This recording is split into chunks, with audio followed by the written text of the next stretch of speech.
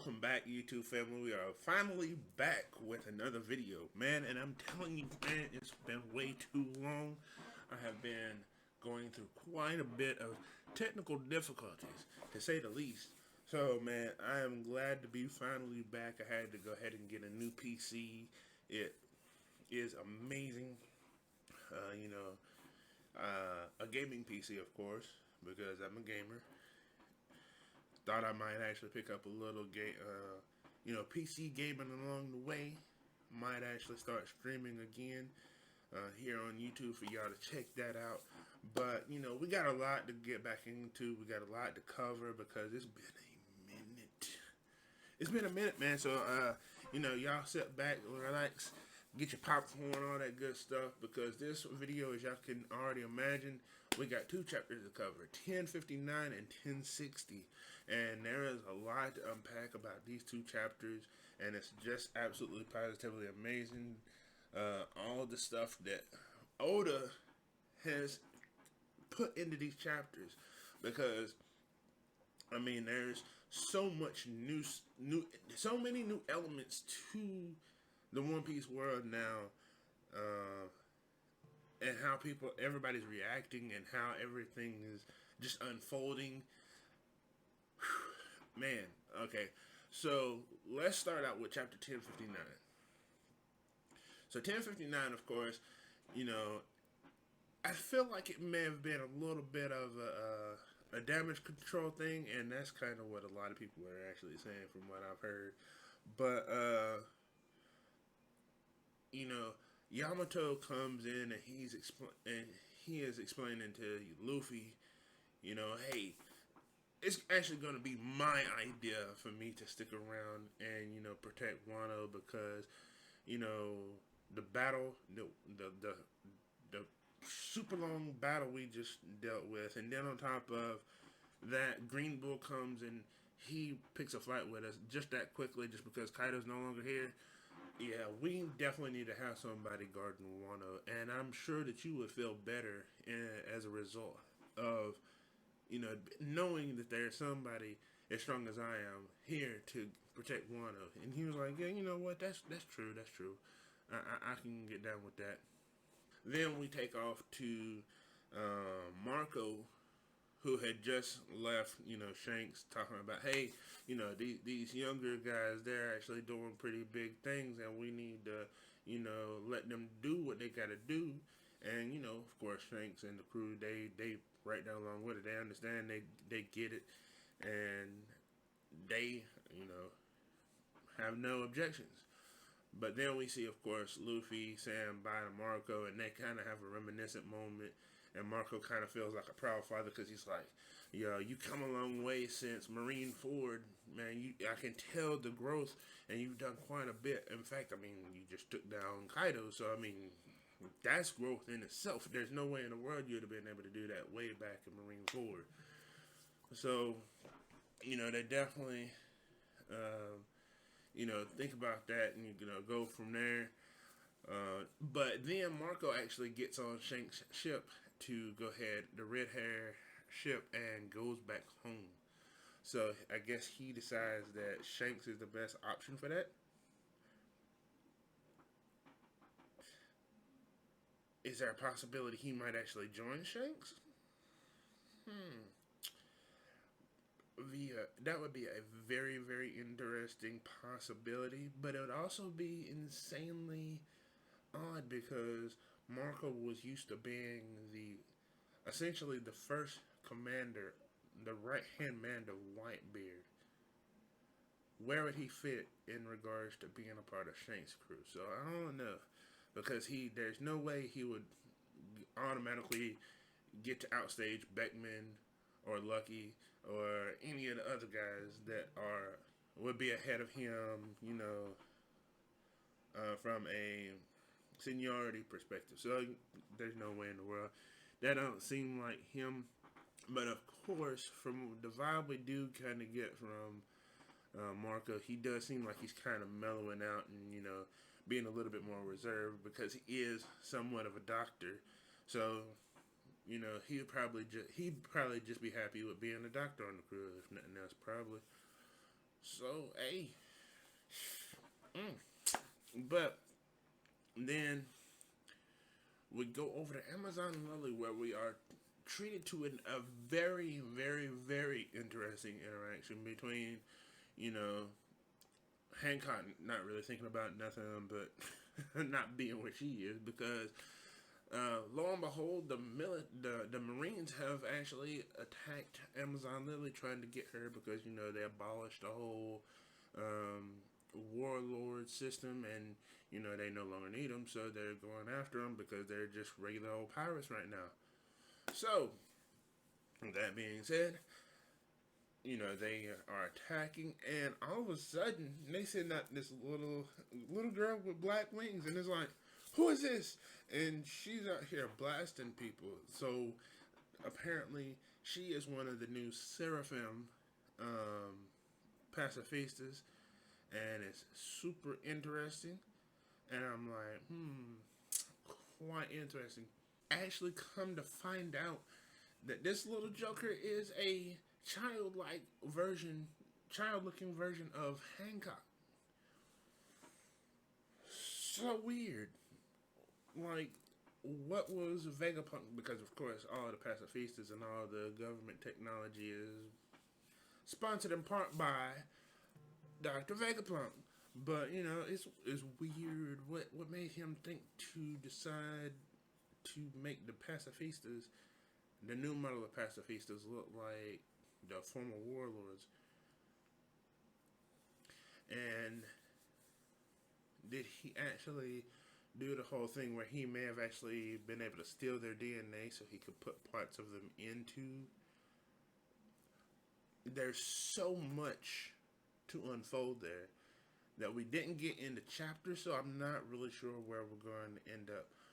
But we did also see a Mihawk version that just went ahead and sliced a third of Amazon Lily off of the freaking map.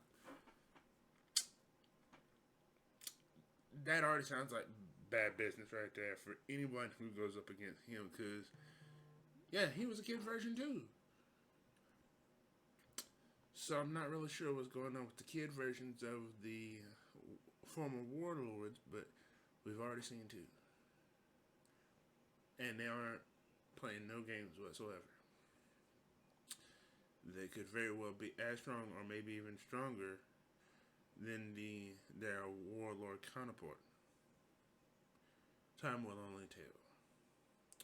So then, you know, of course, we get an even bigger treat because Blackbeard, of all people, comes and tries to, you know, be a savage, a scavenger, because we always know that's Blackbeard's game. He's trying to scavenge whatever devil fruit he can.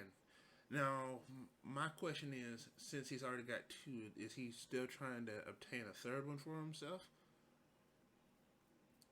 Or is he getting these devil fruits for all of his crewmates?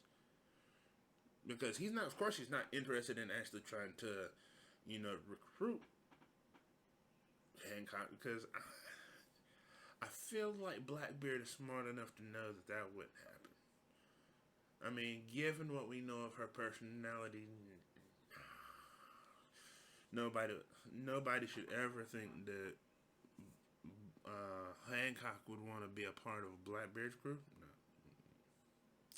that'll never happen. So, yeah, he comes to Amazon Lily to go ahead and get try and thieve that heart, that love fruit. Yeah, that's her name. Her joint fruit. Her devil fruit's name is the love fruit. So, yeah. In the process, though, in the process of everything going down, though, Hancock does get a chance to do the slave arrow and turn everybody into stone, even a lot of Blackbeard's crew, but not without Blackbeard himself grabbing her by the throat and canceling out her devil fruit. So then she can't even use it to turn him into, you know, stone. That would have definitely been interesting, because that would have probably ruined one of the plot points going forward into the story. So I'm not really sure how that would have worked if she would have turned him into one. But yeah, so one thing we did actually end up doing is seeing Blackbeard ends up messing up Kobe's plans to save Amazon Lily because, of course, he's there with the Marines because, of course, he's a Marine. Kobe was just trying to simply not even do anything too crazy. You know, he knows. I believe he knows that Hancock really likes Luffy. I feel like he does. At some point, I feel like he got that idea. But even so, he wasn't trying to like kill Hancock or anything like that. He just wanted to take her into custody, nice and easy. And of course, she's not gonna accept that. But you know, that's all he was trying to do. Blackbeard gets there, and Kobe is apparently no match for him. You know, Blackbeard uses the Quake fruit and the Dark fruit. Calls her wraps. Then, thankfully, Rayleigh happens to join the crew. He enters the fray. We get a delightful look of fear on Blackbeard's face because he's like, bro, hold on a second. I don't know if I'm not quite sure if I'm ready to take on the Dark King myself. You know, I'm actually pretty beast mode myself. You know, I got the dark fruit. I got the trimmer fruit. You know, ain't too many people mess with me right now. But that dude right there, he was the right hand man of the former Pirate King. I don't think I'm ready to mess with that. So he is terrified. And he's like, bruh. So he immediately scoops. So, you know, don't even really get too much of an exchange in that regard, but he scoots. He dips quick. But not without taking Kobe, though. So Kobe's a prisoner of Blackbeard, but Rayleigh was able to save Amazon Lily. It's still kind of win-lose because, you know, Luffy will be happy about Hancock because Luffy is actually happy when he sees Hancock because she helped him drastically. So, I mean, there's that. The feeling's not mutual for the love thing and wanting to be married, but he can at least appreciate her friendship because of all she did for him. Yeah, there's that. But that's essentially how that chapter ends. But of course, not before we get the insanely crazy reveal that could have potentially been hinted at before.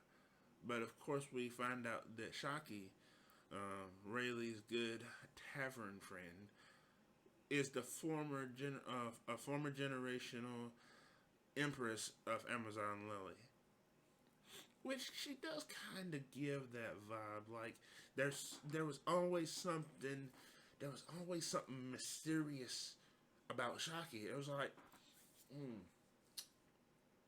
this this chick, she's kind of got like this really cool vibe, but you don't want to mess with her in the wrong way because you might draw back some nubs. You might catch your fist in the mouth. She just had like you could tell she wasn't just a bartender. She didn't just own a bar for no reason. There was something. There was something to that. But yeah, again, that's how chapter 1059 kind of finishes off. So the next chapter 1060. 1060 starts off hilarious because first off, you know, Luffy is already talking about, yo, there's no way in the world that Sabo, my bro Sabo, killed King Cobra. I don't believe it. There's nothing that would make sense about that. Nothing. Absolutely positive nothing. So everybody gets all broken up about it. You know, Chopper's thinking about how nice King Cobra was to them when they was after the Alabasta situation, and they were, you know, they were healing up and they were eating like crazy in the Alabasta Kingdom, and of course, Sanji had nothing but heart eyes going on. That he was going crazy in that regard, but and then Nami, of course, she felt sorry for Vivi because they found out about Vivi being missing, and then her pops being killed and all that kind of stuff. So Nami was on that. So there was kind of like a lot of mixed emotions there. But of course, my boy Zoro had to come through and be the voice of reason, and he was like, "Bruh, first off, that's backtracking. That ain't gonna do us no good. We got a mission to go. If we go backtrack that far, that was close to the beginning of our journey, bruh. If we go back that far, bruh, we're gonna have to go back. Nah, bruh, we can't do that. Plus, you gotta think about your process. I mean, if you want to be king of the pirates, then we need to do that now because we're already this far. And then, of course, that's when we start talking about the last road poneglyph and what we, knowing where it is. Could it be on? Could it be the actual next stop? We don't even know what island they're heading to. There's so much that can actually end up happening in this regard. So there's so many different factors. So like I said, my boy Zoro came through with the voice of reason, but Frankie did kind of make it seem like that was like nothing because Robin even said it. She was like, Frankie said something like, "We just gotta find the last road poneglyph." And Robin was like, "Well, Frankie, that's going to be a little easier said than done because no one knows where that joint is. It's not been seen for years, bruh. I mean, that's why it's such a treasure. Come on now. Don't make it seem like it's like some super easy like thing that we could just there. Hey, there it is. But then, then they kind of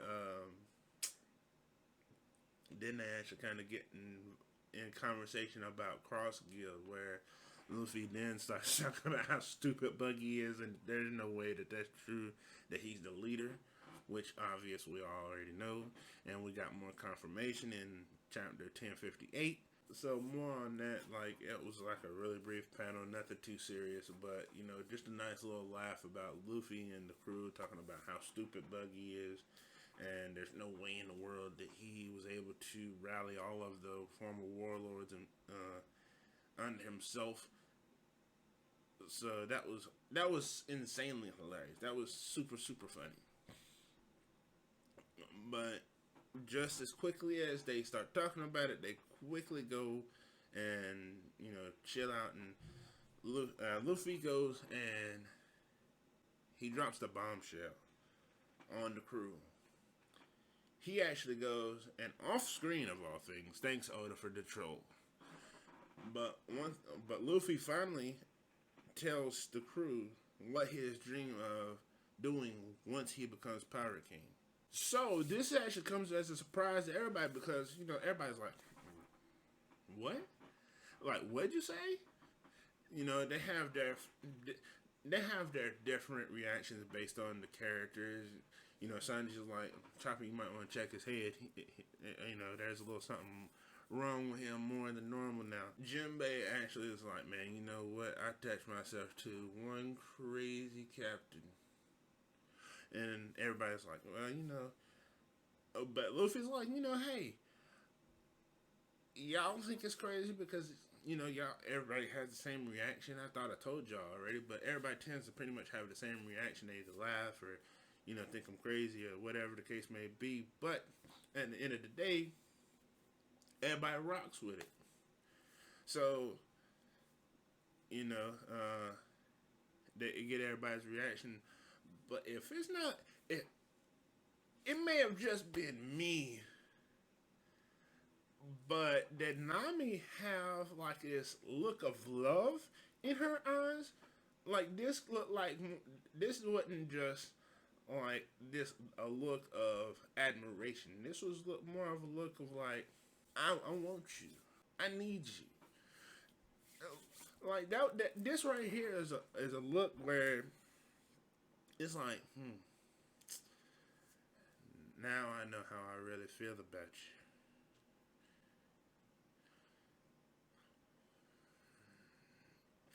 Oda might actually be trying to ship them together, and I think everybody's been wanting that anyway. So, and it makes a lot of sense. He's he's a lot more closer to her, and then not only that, but was it the Stampede movie? They seemed kind of like she kind of seemed like she was in love with him too. That, but hey, we're not going to talk much about that. But yeah, that look she gave was kind of like, mm. But then Luffy starts thinking about, hold on a second. I guess I haven't only told but a few people, and that would have been Shanks, Sabo, and Ace. I guess that's really the only people that he had told. And when you think about it, Ace told Yamato, so Yamato is aware of his intent. So anybody who is a part of the crew and has potential to be a part of the crew know his intentions once he becomes Pirate King, what his true motive, what his heart desires once he becomes Pirate King. And of course, that was one of the things they said. Well, you know what? Actually, once you become Pirate King, that actually might be a possibility. But we got to get you to that point first.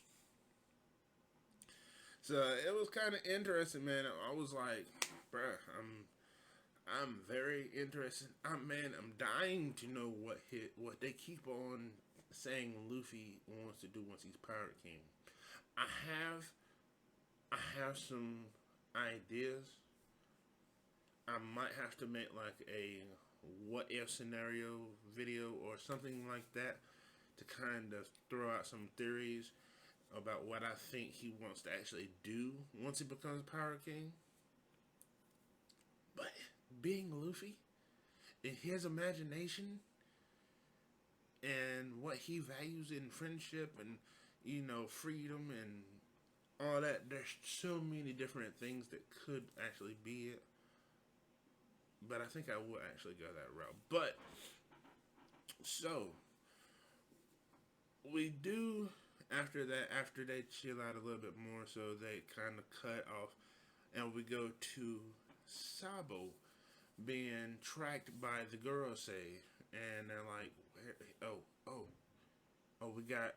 we intercepted a transponder snail conversation between Sabo and the Revolutionary Army, and so they track him back to a island that I'm not sure I've ever even heard of before, but it's Lelucia Kingdom. So he's talking. So of course he's talking to Dragon and Koala and all them, everybody who's part of the Revolution Army, and he's like, man, I don't believe the hype. Don't believe what you're reading in the newspaper. I did not kill Cobra. That is not me. That is not the business. Don't believe it. But what I will say is while I was in Mary Joie, I did just so happen to see something that was kind of terrifying. Something that was very odd. Something that shook me to my core. I went to the Pangea Kingdom, the Pangea Castle, and in the throne of the ruler of all things, of the ruler of the world, the one that's supposed to be forever empty, definitely had somebody sitting in that joint. There was somebody definitely sitting in that seat. I didn't get a chance to see their face. I didn't get a chance to really do too much in that regard, but there was definitely somebody there. So, of course, the panels we see, Imu Sama, with the glaring eye. Still don't know if it's a man or a woman. Kind of has the shape of a female, but kind of gives me a cool feel vibes from Samurai Jack back in the day. Tell me what y'all think. Kind of gives me a cool vibes from Samurai Jack. I ain't gonna lie. So again, still really can't tell whether it's a male or female, especially with that revelation, because it's even stuck in my head even now. But bruh, so believe it or not, with them tracking the conversation and realizing that Sabo was on Lelucia Kingdom, these jokers obliterate, not just shoot down. I don't even think this is a buster call. I don't know what in the world this. Oh, man, I can't even put it in a word. What in the world this freaking blast was? But dude, the level of destruction of this blast seemed like more than a buster call. I mean, they did because of course we all know that a buster call. There's the admirals are present. They have a whole bunch of ships going there, making sure that they, in case the island or whatever, making sure nobody can leave, so that everybody dips. Yeah, that's dipset for everybody that's involved. But bruh, they this was not a buster call. They didn't go through and wait for anybody to get anywhere. They just somehow or other you see the light and you see like the clouds open up and then boom.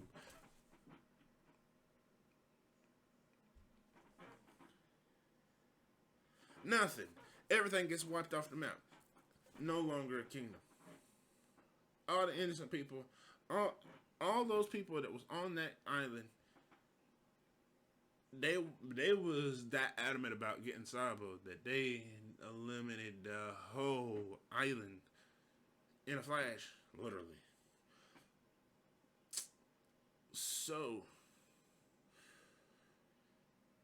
it's quite the way to get rid of somebody, and I'm still at a loss for words even now about how crazy that was, bro. Insanity, craziness, bananas. But I don't know. The way the chapter ended may have been that much crazier because we cut back to the Straw Hats. They all bundled up because apparently they've gone into the atmosphere of the next island, which is actually nice to know because that means we'll be land whole within the next couple of chapters. But they run into this thing called a warm eddy. That's what Nami calls it. Kind of reminds me of a knockup stream, but this joint has some. It looks like something like a ball-shaped figure is stuck on the inside, and it's just like swirling, swirling, swirling, and they're headed right for it.